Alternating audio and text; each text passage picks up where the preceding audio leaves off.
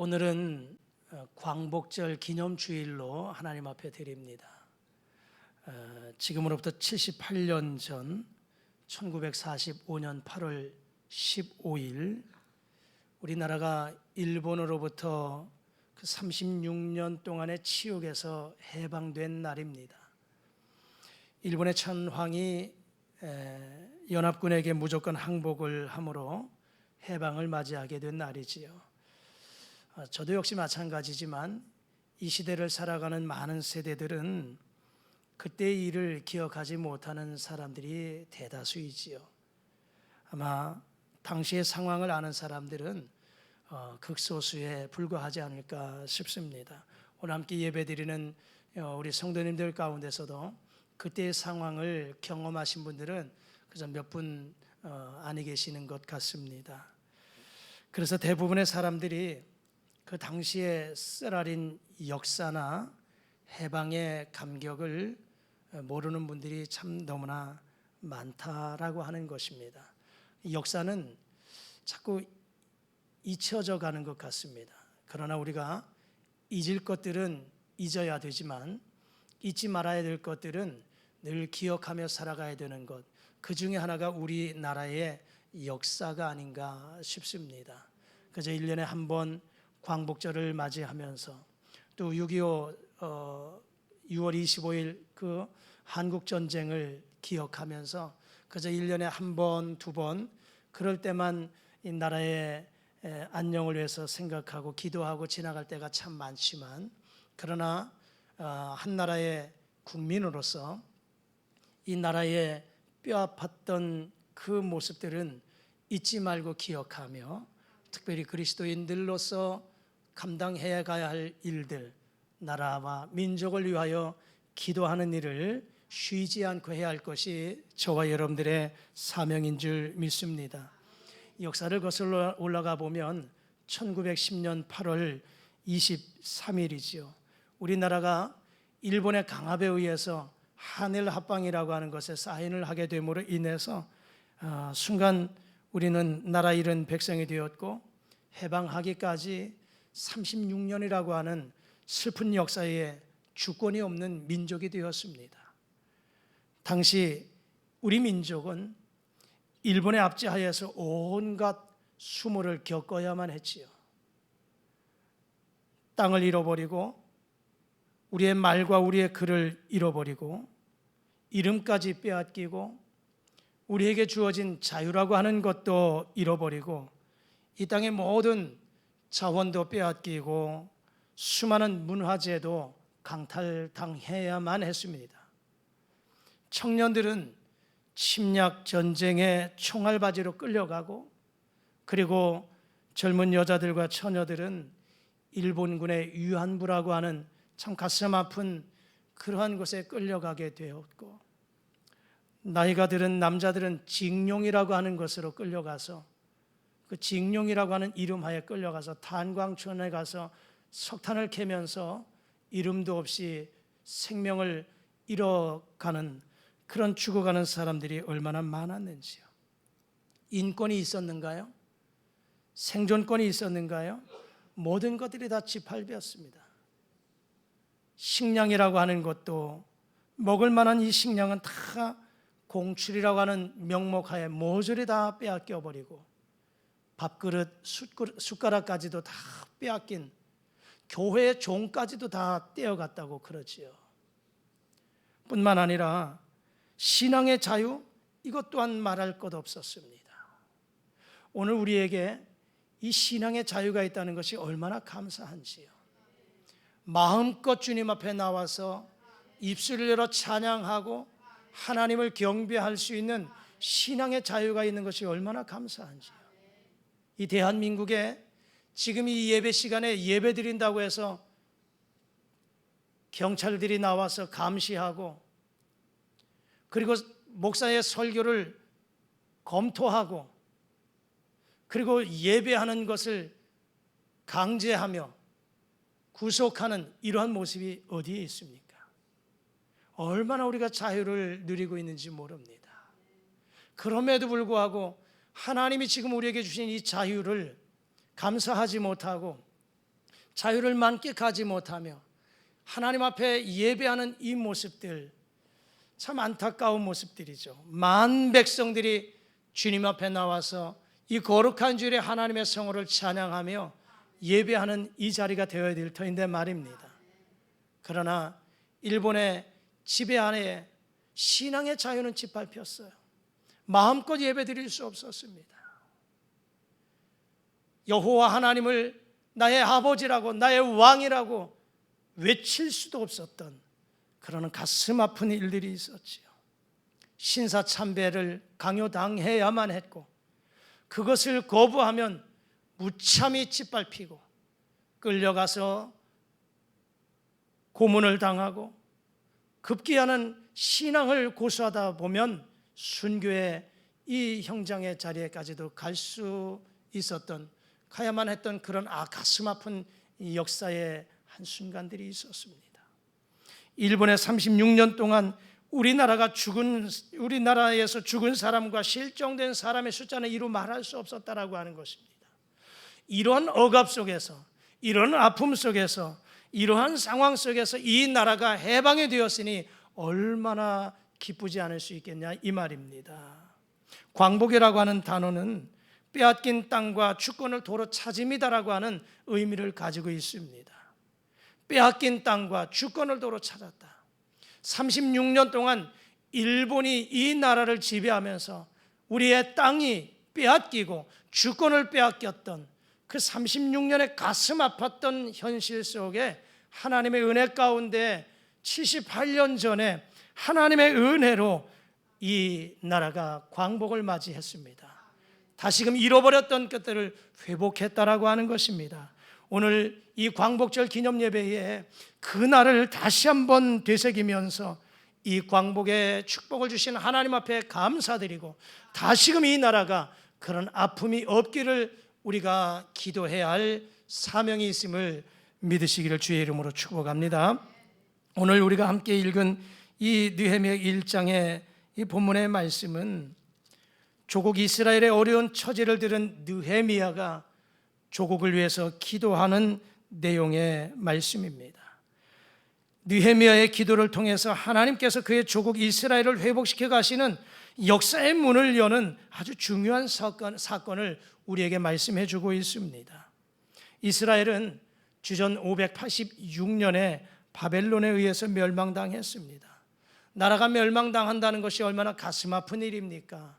우리나라에 이런 36년의 이 일본의 지배, 또 3년의 한국전쟁, 한순간 자칫 잘못하면 한국전쟁을 통해서 이 나라가 완전히 멸망당할 수도 있는 그런 위기 가운데 있었지 않습니까?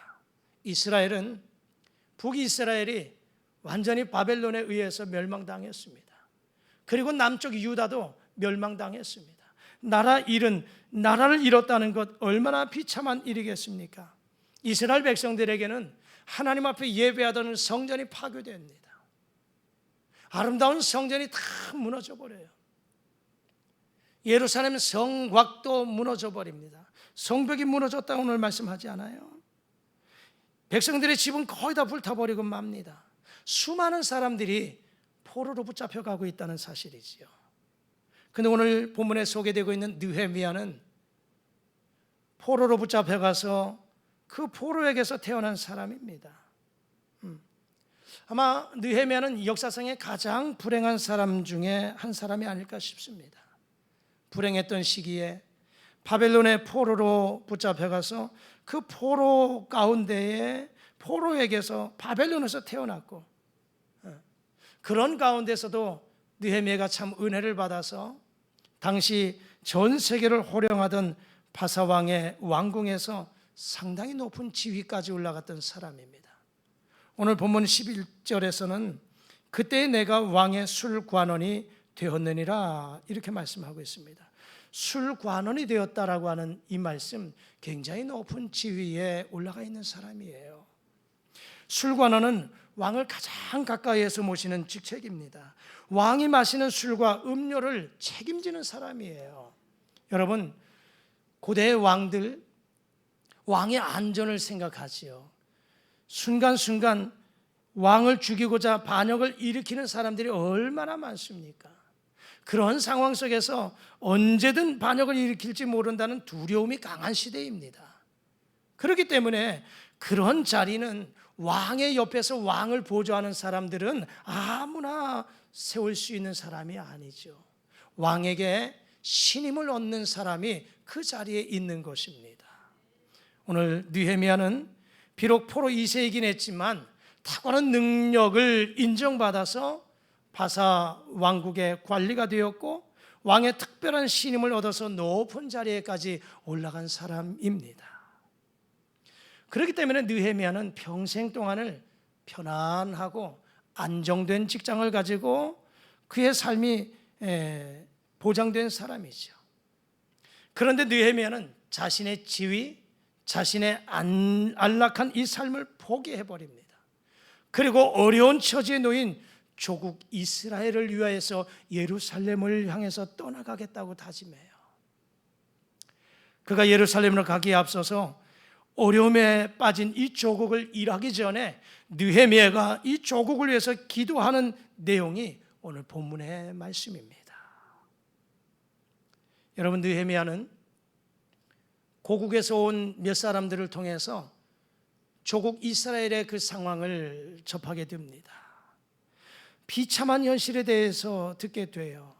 당시 역사학자인 요세푸스는 그 당시 예루살렘 길에는 날마다 시체가 즐비했다 이렇게 기록하고 있습니다.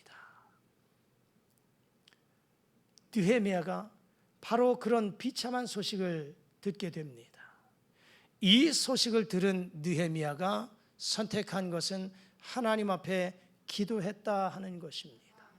오늘 본문의 말씀 4절의 말씀 우리 다 같이 한번 읽어보시죠. 다 같이 한번 읽겠습니다. 시작. 내가 이 말을 듣고 앉아서 울고 수일 동안 슬퍼하며 하늘의 하나님 앞에 금식하며 기도하여 그랬어요. 4절의 말씀하죠. 그는 울고 슬퍼하며 금식하며 기도했다는 사실입니다.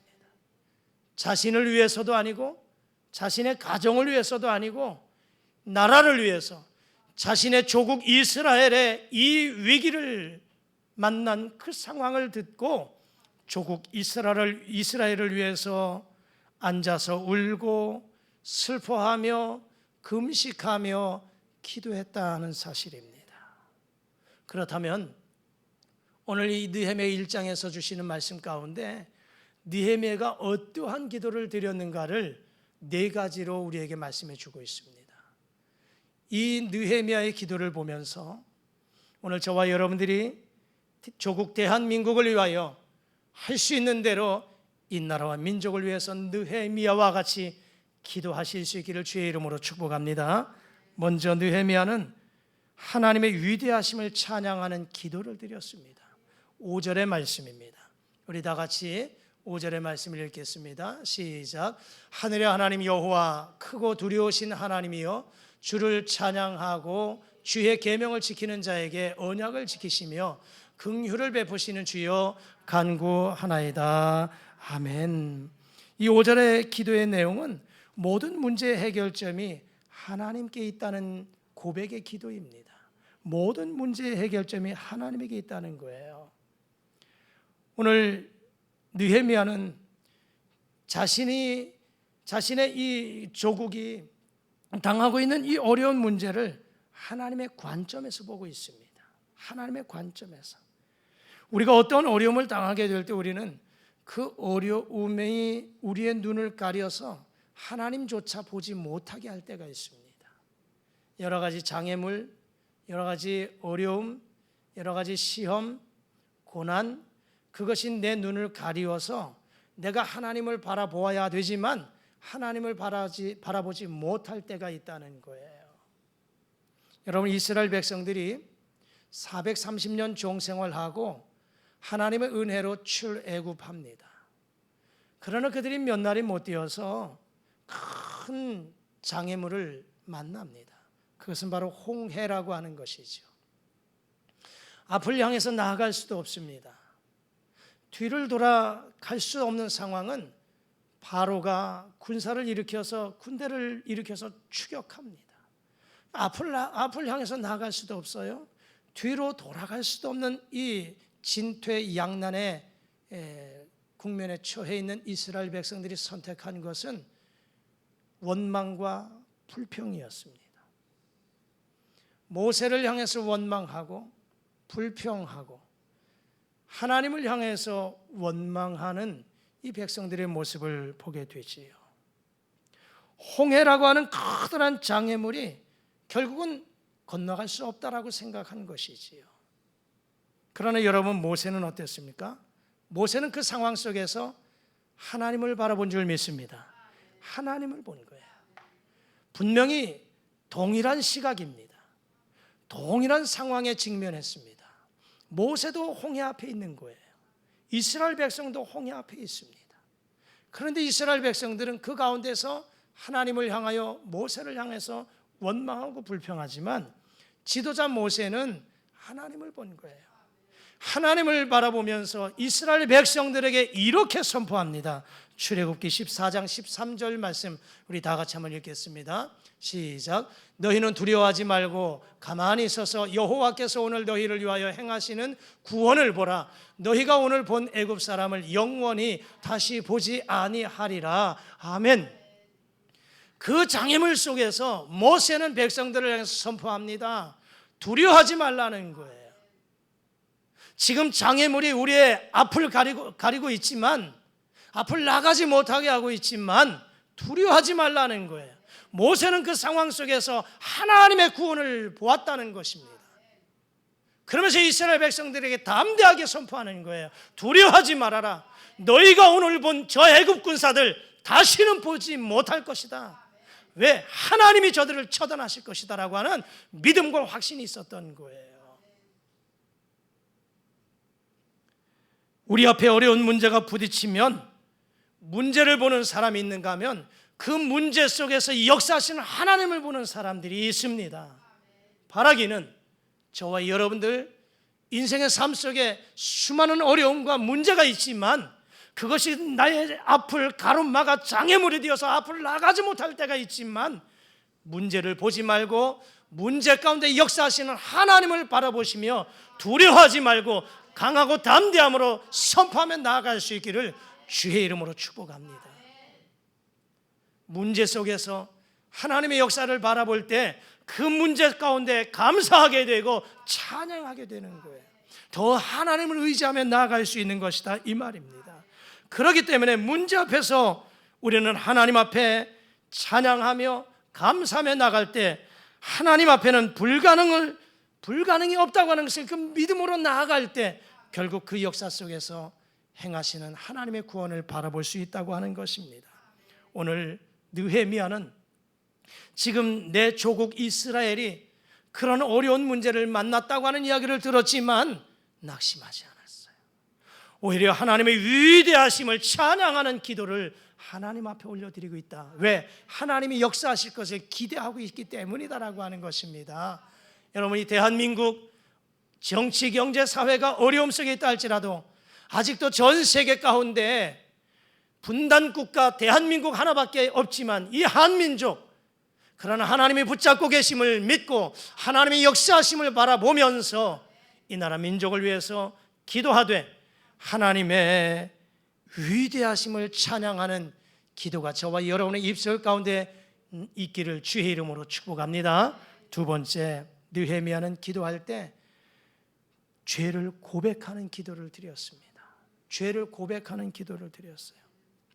오늘 6절과 7절의 말씀을 보면 그 내용이 바로 느헤미야가 기도하는 것이 자기 민족의 죄를 자복하면서 그 모든 죄가 자기 때문이다, 느헤미야 때문이다라고 이렇게 고백해요. 6절과 7절의 말씀을 요약하면 이렇게 고백할 수 있어요. 나와 내 아버지의 집이 범죄하여 주를 향하여 크게 악을 행했습니다라고 기도하고 있는 내용이에요. 자신이 죄를 범했다고 고백하는 거예요. 여러분, 말씀드린 대로 느헤미야는 포로 2세예요. 포로로 붙잡혀 가서 포로 가운데 아버지 어머니가 포로로 붙잡혀가서 거기에서 태어난 사람이에요. 느헤미야는 조국이 멸망당할 때 태어나지도 않았던 사람이라 이 말입니다. 조국의 멸망이 결코 자기의 죄 때문일 수는 없는 거예요. 여러분, 이스라엘 백성들이 멸망하게 된 가장 큰 원인은 이 백성들이 하나님을 향한 죄악의 모습 때문이었습니다. 하나님을 떠나서 우상을 숭배하고 하나님의 말씀을 지키지 아니하는 이런 죄악의 모습, 하나님이 경고하시고 기다리심에도 불구하고 돌아서지 아니하고 계속해서 죄악을 향해서 세상을 향해서 다른 박질하는 그들을 향해서 결코 우리 하나님은 기다리다 용납하지 못하고 그들을 멸망케 하셨다는 거예요. 그러니까 이스라엘 백성들이 이 멸망하게 된 것은 하나님 앞에 죄를 범했기 때문이다라고 하는 것이죠. 그러므로 지금 느헤미야가 자신의 죄 때문에 이 나라가 범죄해서 하나님 앞에 이렇게 징계를 받습니다라고 고백할 기도는 실상은 아니다라고 하는 것이죠. 그럼에도 불구하고 이 느헤미야는 그 모든 것이 자신의 죄 때문이다. 나의 죄로 인하여 나와 내 아버지의 집이 범죄하여 주님을 향하여 크게 악을 행하였습니다라고 기도했다 이 말입니다. 이것이 바로 지도자요, 이것이 신앙인의 모습이 되어야 되는 줄 믿습니다. 여러분, 타락한 인간들은요, 자신의 죄까지도 책임지려 하지 않습니다. 더불어 다른 사람에게 책임을 떠넘기려고 하지요. 저 사람 아담과 하와의 모습에서 이 모습을 찾아볼 수가 있습니다. 하나님이 금단의 열매를 따먹은 아담에게 찾아오셨어요. 아담아, 내가 너에게 금한 것을 왜 먹었느냐라고 할 때 그 자리에서 아담이 하나님, 제가 잘못했습니다, 용서해 주세요라고 기도했으면 얼마나 좋았을까요? 하지만 아담은 어떻게 했습니까? 하나님께서 내게 짝지어 주신 저 여자가 내게 줌으로 내가 먹었나이다 그랬어요. 이 말은 무엇입니까? 나는 잘못이 없다는 거죠. 나는 책임이 없다는 것이지요. 저 여자는 누구예요? 하나님이 짝지어 주신 저 여자라는 거예요. 그 말은 하나님도 책임이 있다는 거예요. 하나님 당신도 책임이 있어요.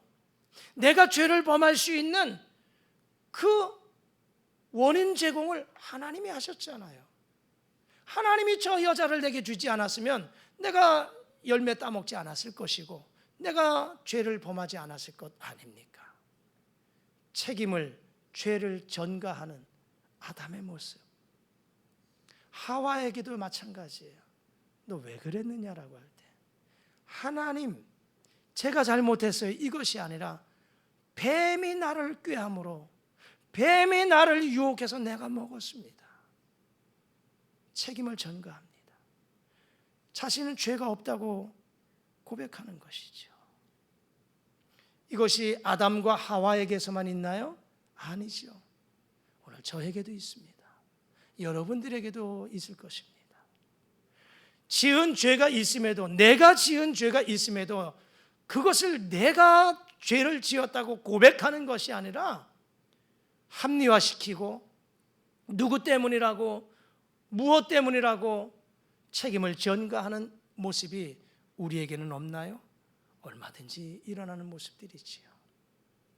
나의 잘못을 보지 못할 뿐만 아니라 우리 모두의 잘못이라고 하는 책임의식이 없어져 버렸다는 사실입니다. 그러나 느헤미야는 조상들의 죄도, 오늘 이 나라가 어려운 국면을 만난 것도 다 나의 죄 때문입니다, 나의 잘못 때문이다라고 이렇게 고백하고 있다는 사실입니다. 오늘 저와 여러분의 기도 가운데 느헤미야와 같은 기도가 있어야 될 줄 믿습니다. 내가 기도하지 못해서, 내가 바로 서지 못해서 지금 이 나라가, 이 지역사회가, 우리의 가정이, 우리의 공동체가 병들고 아파하고 있다는 사실을 내가 기도하지 못해서, 내가 기도하지 않아서 이런 일들이 일어나고 있음을 하나님 앞에 고백하며 나아갈 수 있는 저와 여러분들이 되어지기를 주의 이름으로 축복합니다.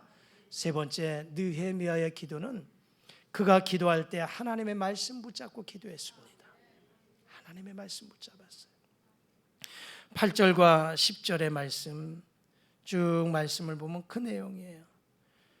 8절의 말씀을 보면 옛적에 주께서 주의 종 모세에게 명령하여 이르시되, 옛적에 주께서 주의 종 모세에게 명령하여 이르시되, 하나님께서 모세를 통해서 약속하신 그 약속을 기억해달라고 하면서 기도하고 있어요. 그러면 하나님께서 모세에게 약속하신 그 말씀이 무엇이냐? 그 내용은 그거예요. 만일 너희가 범죄하면 내가 너희를 여러 나라 가운데 흩을 것이고, 만일 내게로 돌아와 내 계명을 지켜 행하면 너희가 쫓겨 하늘 끝에 있을지라도 내가 거기에서부터 그들을 모아 내 이름을 두려고 택한 곳에 돌아오게 하리라. 이것이 하나님께서 모세에게 주신 말씀이고, 이 말씀을 기억하면서 느헤미야가 이 말씀 붙잡고 기도한 거예요. 이 내용이 무슨 말씀이에요? 하나님, 우리가 범죄하면 하나님께서 여러 나라 가운데 흩으실 것이라고 하셨는데, 또 반대로 우리가 주께로 돌아오면, 그리고 하나님의 말씀을 지켜 행하면 우리가 하나님으로부터 쫓겨 여러 곳에 하늘 끝에 가 거한다 할지라도 하나님께서 거기에서 우리를 불러 모시겠다고 하신 이 말씀 붙잡습니다. 이것은 무슨 말씀이겠어요? 지금 이 민족이 하나님 앞에 죄를 범해서 이렇게 어려움을 당하지만, 그러나 우리가 이곳에서 회개하고 하나님 앞에 돌아오면 하나님이 약속하셨지요. 모든 세상 끝까지 우리를 흩어내셨다 할지라도 회개하고 주께로 돌아와 말씀을 지키면 다시 돌아오게 하시겠다는 약속의 말씀, 이 말씀 붙잡고 기도합니다, 이거예요. 그러면 이 민족이 하나님 앞에 회개하고 주님께로 돌아오기를 기도합니다. 하나님 앞에 말씀 붙잡고 말씀대로 살기를 기도합니다. 이 내용의 기도라 이 말이지요. 여러분, 우리가 기도할 때 하나님의 말씀 붙잡고 기도하면 강한 응답의 역사가 있는 줄 믿습니다. 왜냐하면 하나님은 약속하신 것을 반드시 지키시는 분이기 때문이다, 이 말입니다. 그래서 여러분들이 기도하실 때 성경에 하나님께서 약속하신 그 약속의 말씀 붙잡고, 하나님이 이렇게 말씀하셨잖아요. 하나님이 이 말씀 우리에게 주셨잖아요. 내가 이 말씀 붙잡고 기도하오니 하나님 허락해 주세요 라고 기도하면 하나님은 시건치 아니하시는 분이심에 그 약속대로 이루어 주시는 줄 믿습니다. 시편 81편 10절에서는 우리에게 이렇게 말씀하잖아요. 시편 81편 10절 말씀 우리 다 같이 한번 읽어볼까요? 시작. 나는 너를 애굽 땅에서 인도하여 낸 여호와 내 하나님이니 내 입을 크게 열라 내가 채우리라. 하나님이 말씀하잖아요. 나는 너를 애굽 땅에서 인도해낸 여호와 하나님이다. 그 하나님이 뭐라고 말씀해요? 내 입을 넓게 열라 내가 채우리라. 이 약속 말씀 붙잡고, 하나님 입을 넓게 열면 채우리라 하셨사오니 넓게 엽니다. 부르짖습니다. 채워주옵소서. 이렇게 약속의 말씀 붙잡고 기도하시자 이 말입니다. 요한복음 14장 14절에서도 우리 예수님이 이렇게 말씀합니다. 시작. 내 이름으로 무엇이든지 내게 구하면 내가 행하리라. 우리 예수님이 약속하신 거예요. 내 이름으로 너희가 무엇이든지 구하면 내가 이루리라, 행하리라 말씀하신 것, 말씀 붙잡고 기도하는 거예요. 그래서 우리는 주님의 이름으로 선포하며 간구하는 것입니다. 바라기는 오늘 느헤미야가 하나님 앞에 기도할 때 하나님의 약속의 말씀을 붙잡고 기도했다는 것입니다. 저와 여러분들도 기도하실 때 하나님의 약속의 말씀 추억하고 그 약속의 말씀을 붙잡고 강하게 부르짖으면 하나님이 응답해 주실 줄 믿습니다. 마지막으로 느헤미야는 하나님의 말씀, 자신을 일꾼으로 써달라고 기도했어요. 자신을 일꾼으로 써달라고. 여러분, 기도하는 사람은 자신이 하나님의 도구가 되어서 하나님의 뜻을 이루는 일꾼이 되도록 자신을 헌신하는 사람입니다. 오늘 본문의 말씀 11절에 느헤미야는 이렇게 기도하고 있습니다. 우리 다 같이 한번 11절 읽어보실까요? 시작. 주여 구하오니 귀를 기울이사 종의 기도와 주의 이름을 경외하기를 기뻐하는 종들의 기도를 들으시고 오늘 종이 형통하여 이 사람들 앞에서 은혜를 입게 하옵소서. 아멘. 오늘 느헤미야가 11절 후반절에 이렇게 고백하잖아요. 오늘 종이 형통하여 이 사람 앞에서 은혜를 입게 하옵소서. 이 사람은 누구를 말하냐면 아닥사스다 왕을 얘기하는 거예요. 왕에게 은혜를 입게 하옵소서.